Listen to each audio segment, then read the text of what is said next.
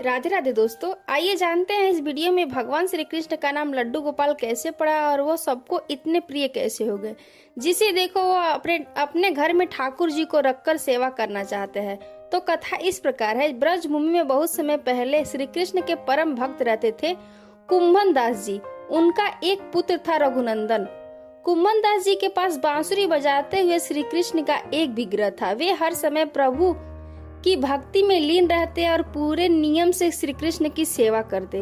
वे उन्हें छोड़कर कहीं नहीं जाते थे, जिससे उनकी सेवा में कोई विघ्न ना हो। एक दिन वृंदावन से उनके लिए भागवत कथा करने का न्योता आया। पहले तो उन्होंने मना किया, परंतु लोगों को जोर देने पर वे जाने के लिए तैयार हो गए कि भगवान की सेवा की तैयारी करके वे कथा करके रोज वापिस लौट आया करेंगे। वह भगवान का सेवा नियम भी नहीं छूटेगा। अपने पुत्र को उन्होंने समझा दिया कि भोग मैंने बना दिया है, तुम ठाकुर जी को समय पर भोग लगा देना। और वे चले गए। रघुनंदन ने भोजन की थाली ठाकुर जी के सामने रखी और सरल मन से आग्रह किया कि ठाकुर जी आओ भोग लगाओ। उसके बाल मन में यह छवि थी कि ठाकुर जी आकर अपने हाथों से भोजन करेंगे जैसे हम खाते हैं। उसने बार बार आग्रह किया, लेकिन भोजन तो वैसे ही रखा था। अब उदास हो गया और रोते हुए पुकारा कि ठाकुर जी आओ भोग लगाओ। ठाकुर जी ने बालक का रूप धारण किया और भोजन करने बैठ गए और रघुनंदन प्रसन्न हो गया। रात को कुंभन दास जी ने लौटकर पूछा कि भोग लगाया था बेटा? तो रघुनंदन ने कहा हाँ।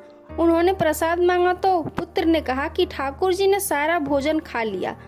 उन्होंने सोचा बच्चों को भूख लगी होगी, उसने ही खुद खा लिया होगा। अब तो ये रोज का नियम हो गया कि कुंभन दास जी भोजन की थाली लगाकर जाते और रघुनंदन ठाकुर जी को भोग लगाते। जब प्रसाद मांगते तो एक ही जवाब मिलता कि सारा भोजन उन्होंने खा लिया। कुंभन दास जी को अब लगने लगा कि पुत्र झूठ बोलने लगा है, लेकिन क्यों?